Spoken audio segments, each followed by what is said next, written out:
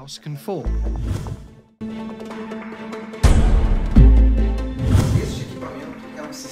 This equipment is a system of communicating vessels and is used in the laboratory to demonstrate the behavior of water leveling. In whatever position we place the system, the water that is inside will always search its level.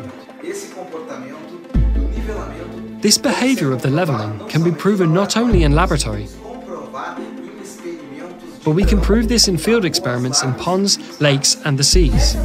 This is a micro version of what we find all over the planet, leveled waters. By verifying that the water remains level, both in micro and macro environments, it's also verified that gravity does not exist, because if this force existed, the waters would follow the curvature of the planet. But then, what forces act to maintain harmony on a non-spherical planet? Researchers from Dakila and the Ziggurats Technology Center have concluded that among the fundamentals of nature, the four main forces that, acting together, hold us firm to the ground are magnetism, density, pressure, and light. The researchers called this set of forces MDPL.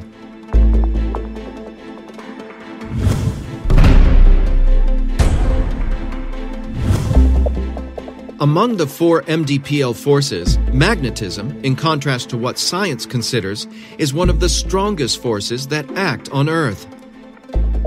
It's the main force that keeps everything in balance, from the bonds of an atom to the Earth's magnetic field.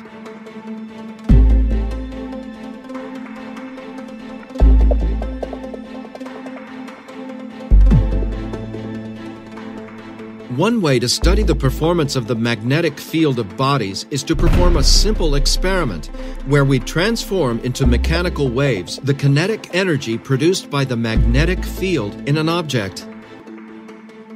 This can be reproduced by throwing an object into the water. Whatever the shape of the object, the waves produced will always be circular, as they are modulated by the Earth's magnetic field. Note that regardless of the shape of the object, the waves produced in the water will always have circular patterns.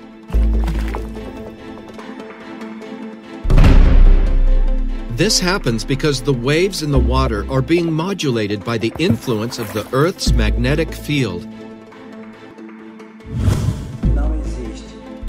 It does not exist.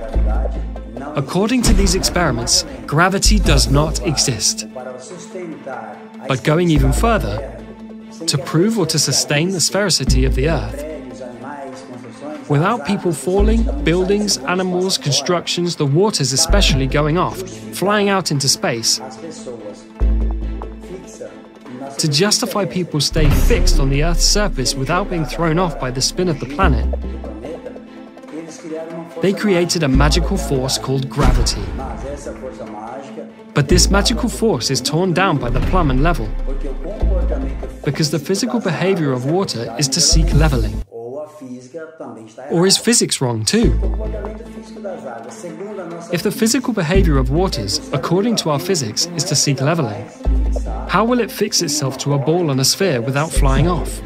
Space outside without seeking its level? So these are two contradictory things.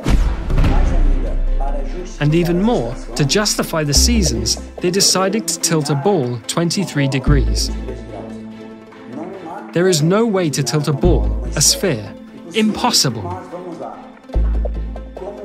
Let's see, how could a planet or a ball, a sphere, be tilted and waters not get off? But it has the imaginary axis.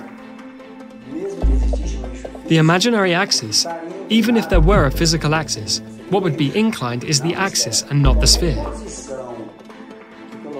Any position that places the sphere, there is no way to tilt it but the axis. An imaginary axis. That is an illusion. If it is imaginary, it's an illusion. So it's another contradiction. They created this axis that does not exist to justify the seasons in a sphere, in a globular model. That's not possible. Well, in a sphere we certainly do not live, because the physical behavior of the waters does not match the reality of the facts. And through the plumb and level, this theory is totally overthrown. Extinct.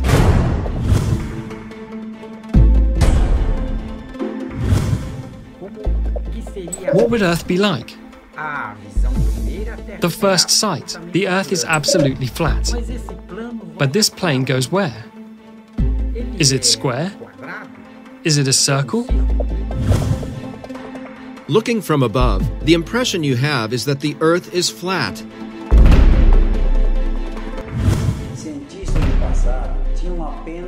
Scientists of the past had only the eyes to observe and the reasoning to create possibilities. The older ancients used a model of the flat Earth, square Earth, triangular and geoid. Later, other scientists defined the most suitable model would be spherical, geoid, putting a stake at one point and another at 800 kilometers. But he did not take into account the altitude, had no GPS, had nothing. So, there is really no way how these ideas, with the technology of today, can be considered, because everything we have today overthrows these theories. Any experiment today can prove that the globe doesn't exist. It's impossible. But then, how can we determine the real shape of the planet? The CTZ researchers collected information on the movement of the sun, the moon, and the stars in different parts of the planet. In this research, which lasted several years, images were recorded by cameras installed in all these places during the day and at night. We found several differences in the trajectory of the sun. One of the most significant was between Australia and Argentina, which are in the same tropic. While in Argentina the sun moves at about 180 degrees, in Australia it moves almost 270 degrees, which would be impossible in a spherical Earth model. Another significant example was in the Canary Islands, where a time-lapse of the stars showed a circular movement incompatible with the spherical model of the Earth. This movement would only be justified if the place were near the poles in a spherical Earth, which is not the case.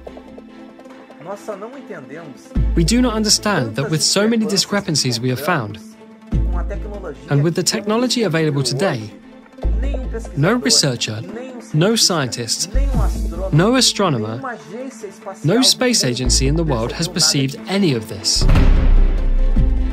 The discrepancy in the comparison of the trajectory of the sun and the stars between the different points, when related to its geographical position in the current world map, allowed to generate a new geographical model of the continents. In this model, the continents present a size and position somewhat different from the current world map, having the North Pole to the center and the other continents around it. This new model was called Convex Earth. We call it Convex Earth because the continents have a convex relief, starting at the sea level, rising to the highest point, and returning to the sea level. According to altimetric analyses, all the continents present a convexity in their relief. According to the investigations, in the convex Earth, the magnetic field has the following layout, with the magnetic North Pole located in approximately the middle of the planet.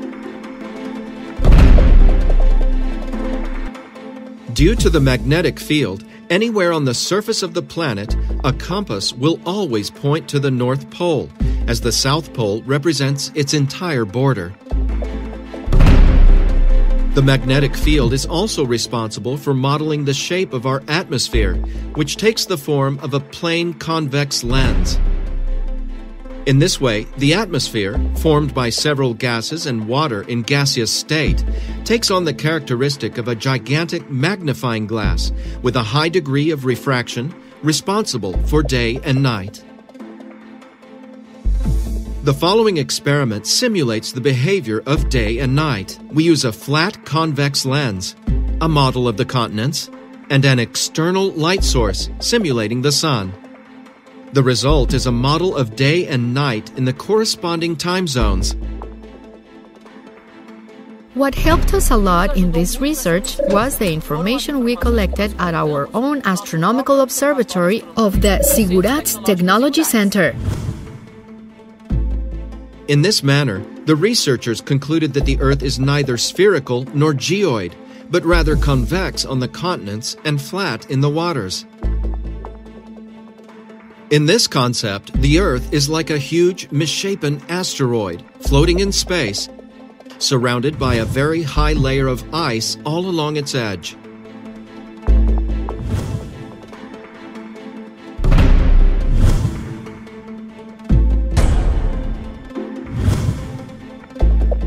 And how do satellites work in the convex Earth? The magnetic field of our planet is primarily responsible for keeping the satellites in orbit. Briefly, there are two types of satellites, the geostationary and the orbitals.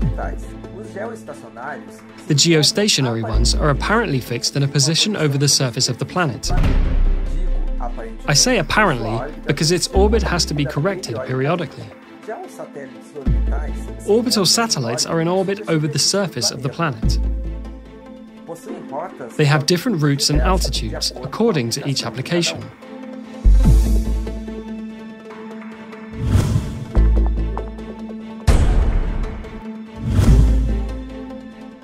And why do Earth photos taken from space show a curvature?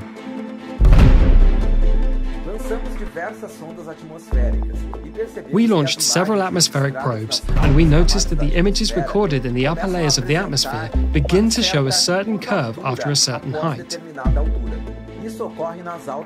This occurs in the high layers of the atmosphere, above the stratosphere, that is. In an airplane window, you would not notice this curvature. We observed that this effect does not occur due to the supposed curvature of the planet, but due to two factors.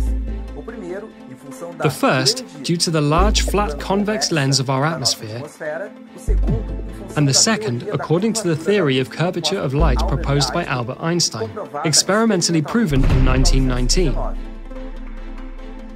According to Albert Einstein's theory, the mass of a large object can create a curvature in space-time around it, able to bend the path of a beam of light in its vicinity. This phenomenon was called a gravitational lens.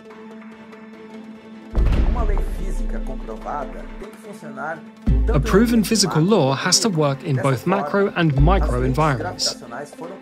In this way, the gravitational lenses were proved through astronomical observations of objects of great mass. Then we conclude that the curvature of light in the high layers of the atmosphere also occurs as a function of the mass of the planet itself and of its magnetic field. We fabricate in our laboratory a physical gravitational lens capable of correcting the curvature of light in the upper layers of the atmosphere. In the experiments, we reached the degree of 0.22 for the total correction.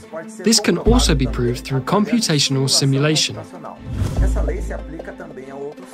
This law also applies to other bodies, such as the Moon, and the planets we know from our solar system. They apparently are spherical when viewed through telescopes, but we do not know their real format. That is, not always what we see represents reality.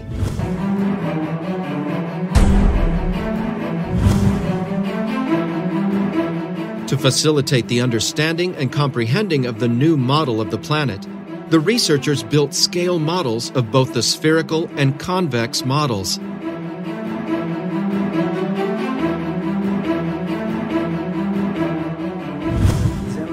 We made a scale model on geographic scale, just so that people have better clarity.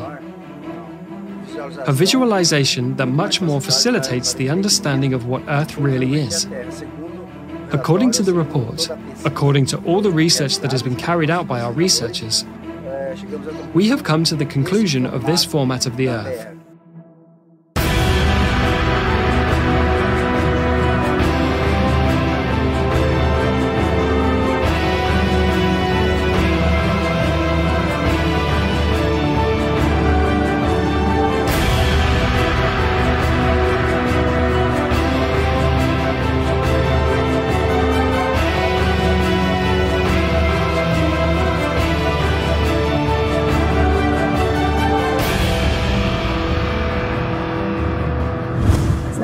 been conditioned since childhood to accept that our planet has this round format.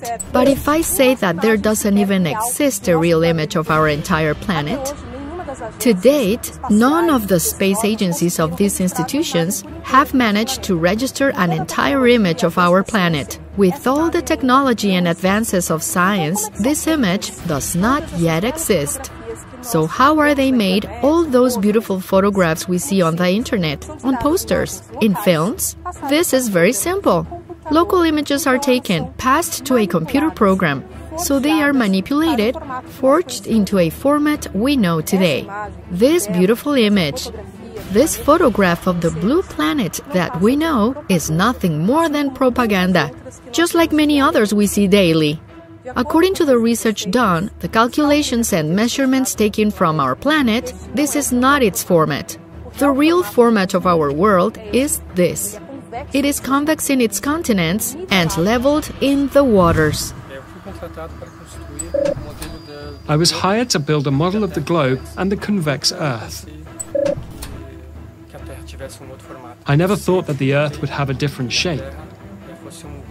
I always believed that the Earth was a globe, an entire round sphere, all tidy, perfect.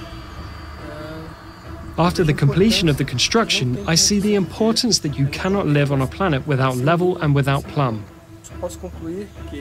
I can only conclude that our planet is convex.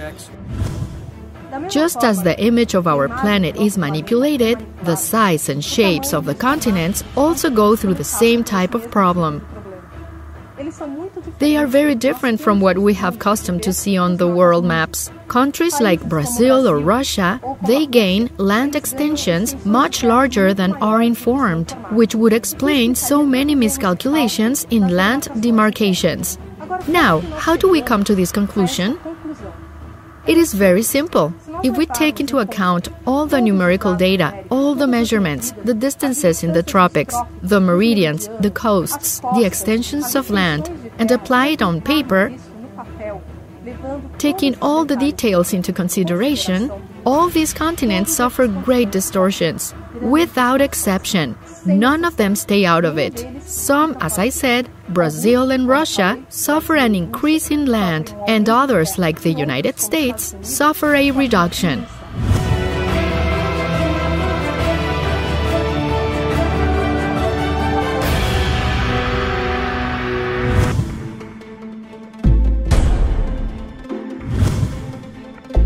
During the surveys, strong evidence emerged of the existence of a new continent. And what about the new continent that is far beyond our borders? We call it the Greater North. For those who are here in South America, heading north, so we call it the Greater North.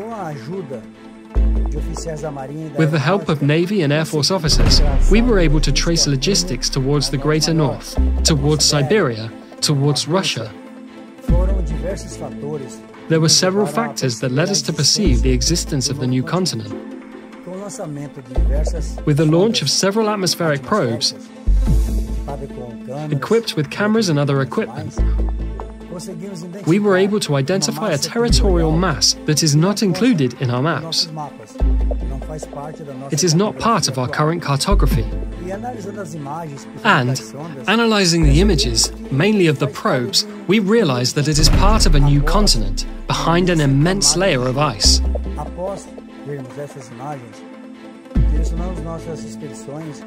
After seeing these images, we directed our expeditions to the limits, where a human being or the autonomy of a ship were able to get.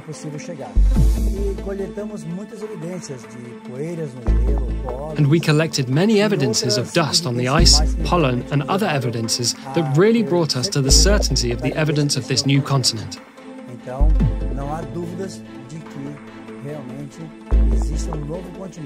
So there is no doubt that there really is a new continent, of new lands beyond the great mass of ice that impedes us to overcome. The research continues. We have not yet put our feet in this place. We only had observations from a distance, but we intend to get to this place as soon as possible.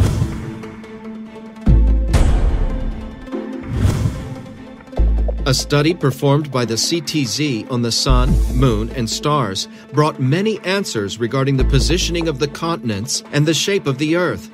On the other hand, many questions have arisen.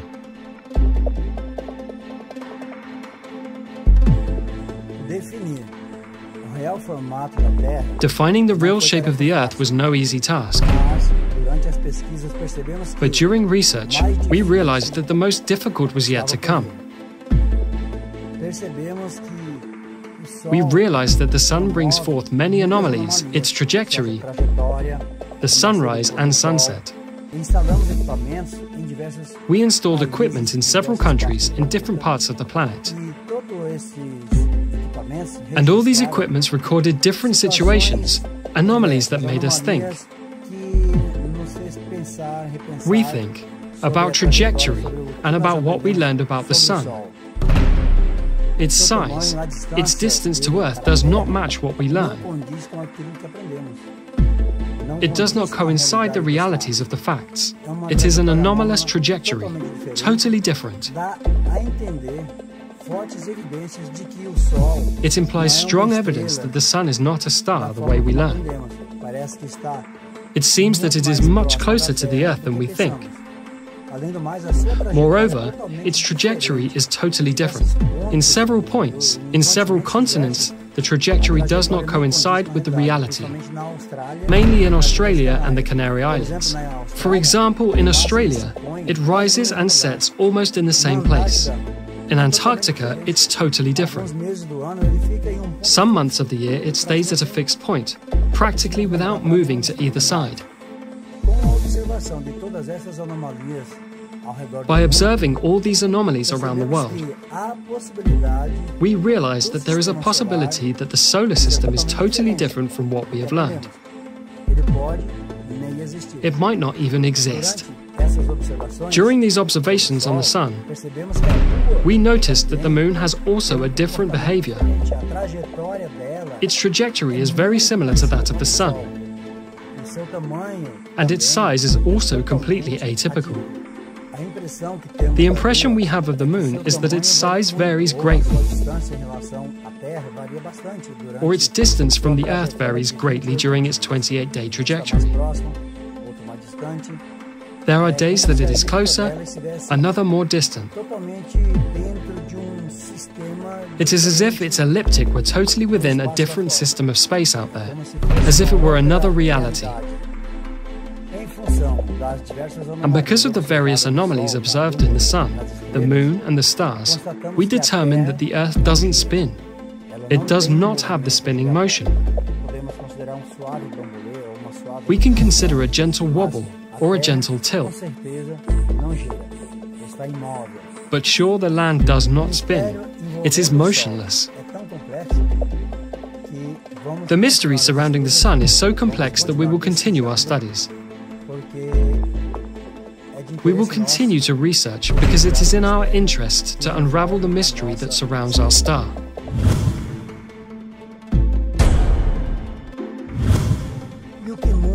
And what changes in our lives?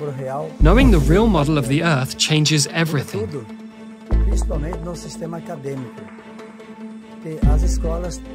Mainly in the academic system. Schools will have to redo all of their programming from their school curriculum, geography, astronomy, mathematics, physics, everything changes. Everything we learn, the whole context, especially with regard to the model. Cartography, air navigation, maritime, fuel economy, military strategies, meteorology, climate issues, all of that changes.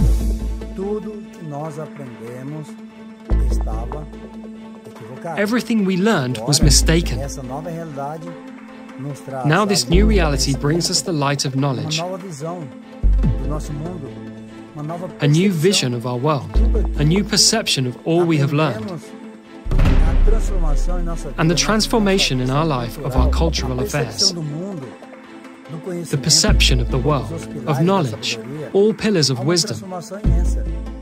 There is an immense transformation for all people without exception, so surely a change for the better.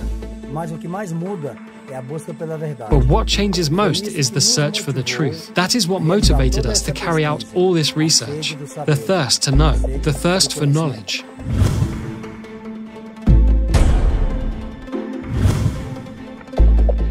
And what about the specialists Mauro Dias and Paulo Parra who accompanied the experiments? I have always worked with the concept that the Earth is spherical. And my colleagues and all cartography is based on the sphericity of the Earth. A problem even of reasoning. Because I worked so many years in a belief, and I will accept a new belief, variables that had to be explained. As long as I did not have this explanation, I remained with a very big doubt that tormented me and even made me lose sleep at night. I kept thinking about it. But on this trip we did here on the Tres Marais Dam, we did a very important test. That is the projection of a laser at a distance of approximately 18 kilometers. And it is known in cartography and by the conception of the sphericity of the Earth that we cannot see a thing beyond 10 kilometers. So we witnessed this experience with all success. It was done at night. The laser beam projected parallel to the water mirror. The test resulted perfect and satisfactory. And we made the greatest effort, using as much as we had in our technology to do this test. We brought a laser beam, we brought theodolites, we used communication radios. So I declare concluded the basic part of this research, and I feel it is a moment of glory for us. So to finish, I know there will be a series of confrontations, doubts among other technicians, but we are convinced to get them also to do research. I think this is a very big paradigm shift for Earth science. I, as an engineer, and all the studies I did to train me and specialize in me, I always considered the Earth as a spherical shape. So I had these preconceptions. But for us to start, when we began doing the tests, and until so now, I deleted the prejudices that I had from my head, trying to imagine myself without any knowledge of the Earth, to verify whether it is spherical or not. It is clear, without a doubt, that the Earth in the lakes region is flat. There was no difference of level at all. So I know it's difficult even for you to have the courage to talk about this issue here. Many professionals have refused to talk about it out of fear of having their career damaged, their image damaged, for contradicting a theory that has been there for 2,000 years and which has never been proven in practice. In the case of the Earth's sphericity, they are thus only theories in relation to exact science. What advice would you give to the researchers, to the people who occupy the same chair as you? The important thing is to eliminate these preconceptions, because those who understand these three forces well, magnetism, density, and pressure, may have a very great technological advance, develop other concepts of transport, of energy. I think those who understand from this new knowledge, try to deeply understand, they will have a very great gain in technology. We humans of the Earth, we will have a very great gain of technology. I have learned one thing. We have to have an open mind to discuss any theory, even if it seems absurd. At first I had this difficulty of understanding this revelation. I spent months working on this. We are coming to the end and all the report. All this will be archived, made available on the internet for anyone who wants to repeat the tests. We will include all the devices that were used, all technologies, all coordinates. We are here at the Três Marés Dam in Minas Gerais, and all this will be available to all of you, so that everyone can repeat the tests at home if they want. With this, we hope that our contribution to science and to the people, to the government, to the Air Force, not only Brazilian, but to all countries, including, so that all people can have a different vision from those 2,000 years that we had this spherical Earth theory. And now I hope you draw your own conclusions.